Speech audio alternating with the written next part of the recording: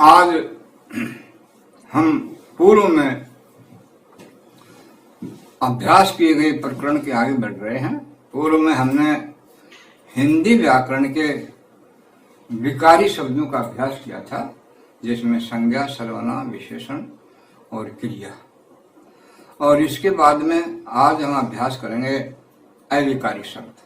प्यारे बच्चों, अविकारी शब्दों में पहले तो इसकी परिभाषा का थोड़ा अभ्यास कीजिए कि ऐसे शब्द जिनमें काल, लिंग, वचन, कारक आदि के कारण किसी प्रकार का कोई विकार या परिवर्तन नहीं होता है, ऐसे शब्द हिंदी व्याकरण में अविकारी शब्दों से जाने जाते हैं या उनको अविकारी शब्द कहते हैं।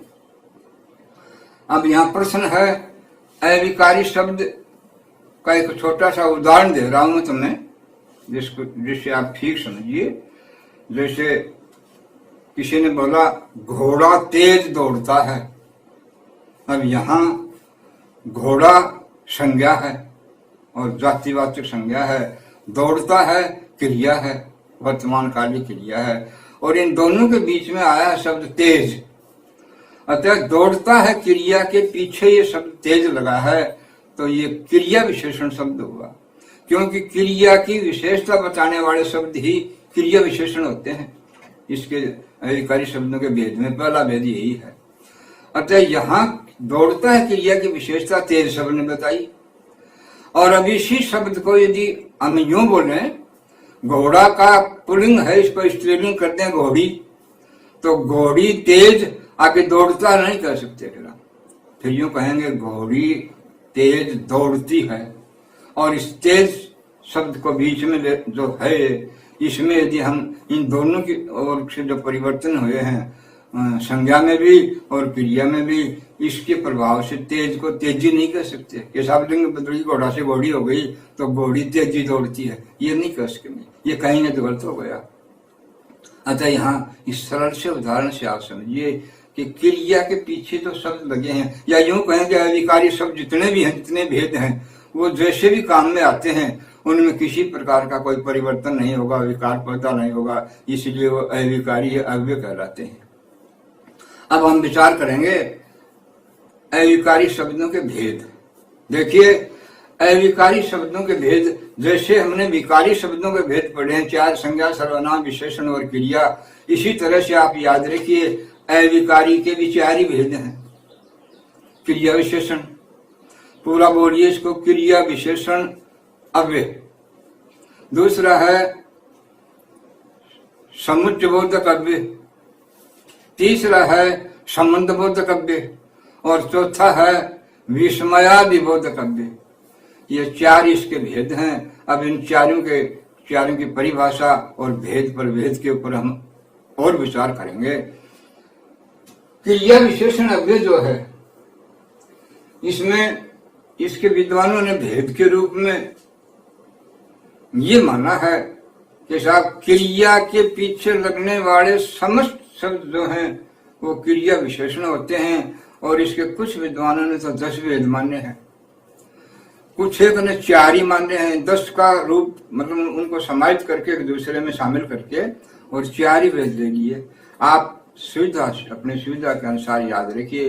काल, पहला भेद क्रिया विशेषण का है, कालवाचक, स्थानवाचक, रीतिवाचक और परिमाणवाचक। यानी इसको सूत्र रूप में यूं याद कर सकते हैं, काल, स्थान, रीति, परिमाण, ये क्रिया विशेषण के 4 भेद हुए। और इसी में से कुछ विद्वान यूं भी शामिल कर देते हैं कि भाई इनमें जोड़ तोड़ न बैठाना पड़े, इसलिए आगे के कुछ शब्द और हैं, जैसे स्वीकार, निषेध और प्रश्नबोधक, ये 3 और इसमें शामिल करते हैं। काल, स्थान, रीति, परिमाण, स्वीकार, निषेध और प्रश्न। यानी स्वीकार निषेध, जैसे मैं जरूर जाऊंगा, अब जाऊंगा के पीछे जरूर है, तो ये जरूर जो है स्वीकार बोधक अव्यय हो गया। और इसको आप उधर शामिल करो काल में या स्थान में, तो उधर शामिल कर दो सही। इसलिए मुख्य रूप से आप चार भेद याद रखिए इसके, काल, स्थान, रीति और परिमाण। इन चारों में अब अलग अलग थोड़ा सा विवेचन करूंगा मैं। जैसे एक ही वाक्य के ऊपर बोलने का अभ्यास कीजिए आप, जिससे आपको समझ में आ जाए। मैं और पढ़ाना क्रिया, इससे एक वाक्य बना रहा हूं। मैं पढ़ाऊंगा, इसमें सिर्फ मैं एक कर्ता का रूप है और सर्वनामिक पद है, और पढ़ाऊंगा क्रिया का रूप है, भविष्यकालिक क्रिया है। लेकिन इसके बीच में, पढ़ाऊंगा के बीच में जब हम कोई शब्द देंगे तो वो पढ़ाऊंगा की विशेषता बताएगा, इसलिए क्रिया विशेषण शब्द होगा। इसमें भेदों के आधार पर आप यूं समझिए, मैं तुम्हें कल पढ़ाऊंगा। अब यहां प्रश्न है कब पढ़ाऊंगा? कल। तो ये कल शब्द जो है ये क्रिया के पीछे जोड़ करके स्थानवाचक क्रिया विशेषण हो गया। मैं तुम्हें आज पढ़ाऊंगा, ये समय बता रहा है। मैं तुम्हें 10 बजे पढ़ाऊंगा, मैं तुम्हें दोपहर में पढ़ाऊंगा। ये सारे के सारे शब्द जो हैं मैं और पढ़ाऊंगा के बीच में समाहित होकर के क्रिया विशेषण के रूप ले लिया, और क्रिया विशेषण के भेद में आया ये कालबद्ध क्रिया विशेषण। दूसरा है स्थानबद्ध क्रिया विशेषण। जैसे मैं तुम्हें ऊपर पढ़ाऊंगा, मैं तुम्हें कमरे में नीचे पढ़ाऊंगा, नीचे बैठकर पढ़ाऊंगा, मैं तुम्हें फर्श पर पढ़ाऊंगा, या इसी तरह से कोई स्थान विशेष बताया जाए, वहां स्थान बौद्ध क्रिया विशेषण होता है। तो दूसरा हुआ स्थानबद्ध क्रिया विशेषण। तीसरा हुआ काल, स्थान, रीति बौद्ध क्रिया विशेषण। जैसे किसी रीति का जिसमें प्रबोध होता है, ज्ञान होता है, वहां रीतिवाचक विशेषण क्रिया विशेषण होता है। जैसे मैं तुम्हें धीरे धीरे पढ़ाऊंगा, मैं तुम्हें जल्दी जल्दी पढ़ाऊंगा, मैं तुम्हें जोर जोर से पढ़ाऊंगा, और भाई धीरे धीरे बोल, कोई सुन ना ले। अब यहाँ एक विशेष प्रकार की परिस्थिति में व्यक्ति ये कह रहा है कि क्रिया के पीछे रीति का बोध हो रहा है, यानी रीति परंपरा का बोध। मैं तुम्हें धीरे धीरे पढ़ाऊंगा, यहाँ धीरे धीरे जो है एक रीति है, इसलिए यहाँ रीतिवाचक या रीति बौद्ध क्रिया विशेषण हुआ। ये तीसरा भेद हुआ उसका, कालबौद्ध क्रिया विशेषण, स्थानबौद्ध क्रिया विशेषण, रीतिबौद्ध क्रिया विशेषण, और चौथा है फिर परिमाणबोधक। परिमाण का मतलब है कोई निश्चित चीज। जैसे इसमें यह कहा जाए कि मैं तुम्हें जल्दी जल्दी पढ़ाऊंगा, उसी वाक्य पर विचार करेंगे हम ताकि आपके ठीक दिमाग में बैठ जाए। मैं तुम्हें जल्दी जल्दी पढ़ाऊंगा, मैं तुम्हें थोड़ा थोड़ा पढ़ाऊंगा। अब थोड़ा थोड़ा में परिमाण हो गया, एक अनिश्चित सी बात हो गई कि मैं तुम्हें थोड़ा थोड़ा पढ़ाऊंगा, मैं तुम्हें बहुत सा पढ़ाऊंगा। यह हुआ परिमाणबोध क्रिया विशेषण। और इसके साथ ही लगे हाथ आप जैसे यूं ले लें, जैसे मैंने 3 भेद आपको और बताए हैं, इसके साथ यदि याद रख सको तो, जिसमें तीनों में शामिल है स्वीकार, निषेध और प्रश्न। जैसे मैं अवश्य पढ़ाऊंगा, ये स्वीकार बोध हो गया। वैसे इसको अलग से लेना चाहो तो स्थान में ले लो चाहिए या काल में ले लो। मैं तुम्हें नहीं पढ़ाऊंगा, मैं तुम्हें आज नहीं पढ़ाऊंगा। अब यहाँ आज तो हो गया कालबोधक, और नहीं यहाँ 2 क्रिया विशेषण हो गए।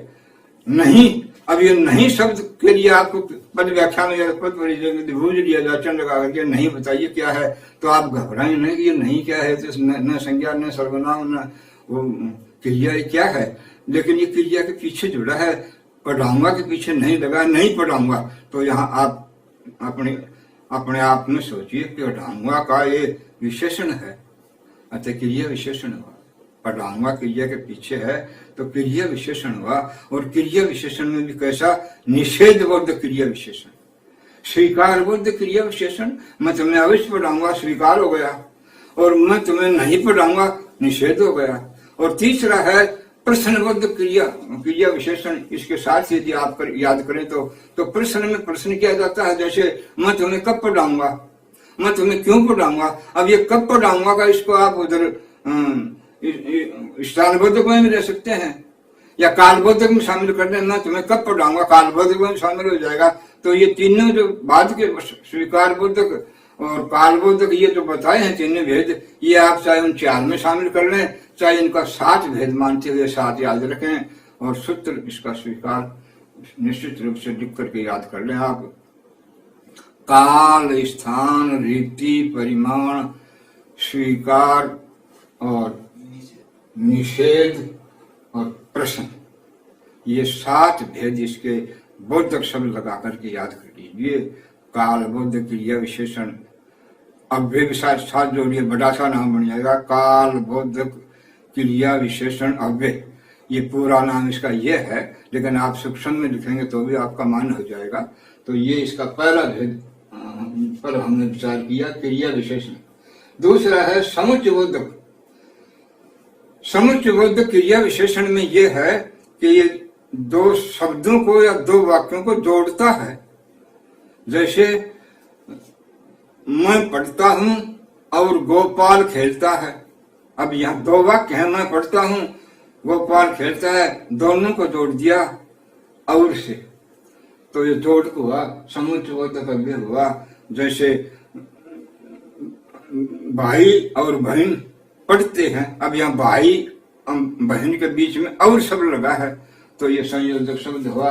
अब संयोजक शब्द के भी समुच्चय बोधक के भी भेद सीखिए आप। ये समुच्चय बोधक का पहला भेद है समानाधिकरण शब्द, जैसे और, एवं, तथा, ये समानाधिकरण भेद हुआ इसका जो संयोजक के रूप में है।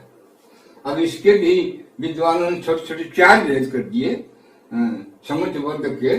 समानाधिकरण, और, एवं, तथा, ये संयोजक है, और, एवं।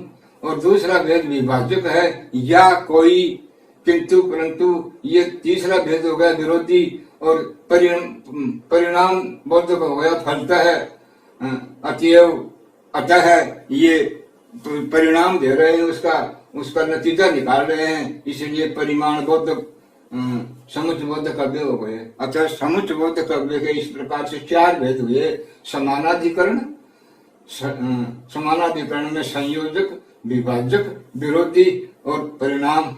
और फिर संयोजक के साथ ही इसका दूसरा भेद हुआ, वो है व्यधिकरण। व्यधि आता ये और धी, यानी व्याधि उत्पन्न करे, बीच में रुकावट उत्पन्न करे, ऐसे शब्द को समुच्चय बोधक शब्द में लिया जाता है। वो व्यधिकरण समुच्चय बोधक अव्यय है। उसमें आप उदाहरण दे सकते हैं। उद्देश्यवाचक, जैसे कारणवाचक में तो क्योंकि उसका कोई कारण दिया जाए, क्योंकि या ताकि इसे जोड़ा जाए, या संकेत आदि दिया जाए, यदि, या इस तरह के जो अव्यय हैं, ये सारे के सारे व्यधिकरण समुच्चय बोधक अव्यय की श्रेणी में आते हैं। इसलिए बच्चों, हमने आज समुच्चय बोधक के 2 भेद मुख्य रूप से सीखे, समानाधिकरण और दूसरा व्यधिकरण। समानाधिकरण के 4 भेद हैं, लेकिन आप मुख्य रूप से 2 याद रख लेंगे तो भी काम चल जाएगा, जैसे संयोजक और विभाजक। समानाधिकरण के 2 ही बराबर के दोनों, समानाधिकरण का मतलब समान अधिकार वाले ऐसे 2 शब्द या 2 वाक्य जोड़े जाएं, और उनके लिए और, एवं, या, कोई, किंतु, परंतु, इनसे भी जोड़ा जा सकता है।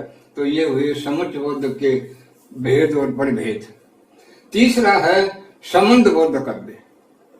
संबंध बोधक अव्यय में जैसा कि ये शब्द से जा रहा है, संबंध, इन 2 शब्दों का, 2 वाक्यों का संबंध करना, बीच में कोई पास, नजदीक, आगे, पीछे, ऐसे शब्दों से जोड़ दिया जाए, ये उन 2 वाक्यों में या 2 शब्दों में संबंध स्थापित करेंगे, इसलिए ऐसे शब्दों को संबंध बोधक अव्यय कहते हैं।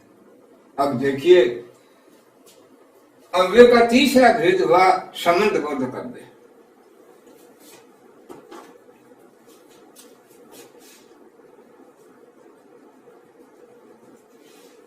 ऐसे अव्यय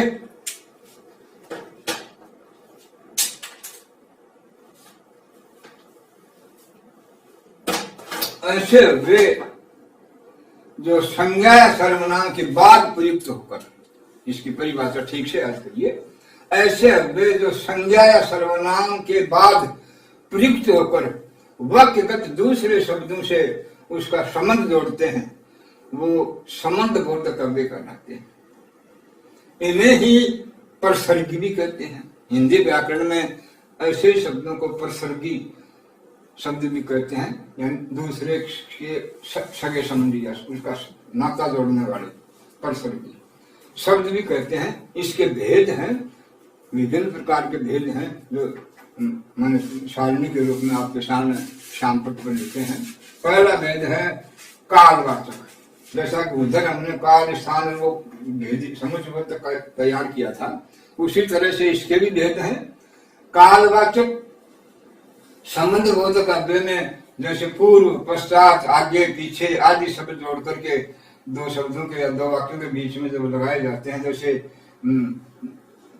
तुम्हारे पूर्व में स्कूल है, तुम्हारे घर के पूर्व में स्कूल है, यहाँ पूर्व जो है दिशा सूचक हुई और आपके घर की स्थिति बता रहा है। मैं तुम्हारे पश्चात वहां जाऊंगा, अभी इसमें पश्चात ये दो बातों को जोड़ रहा है, आगे पीछे आदि, इसी से आप समझते जाएं।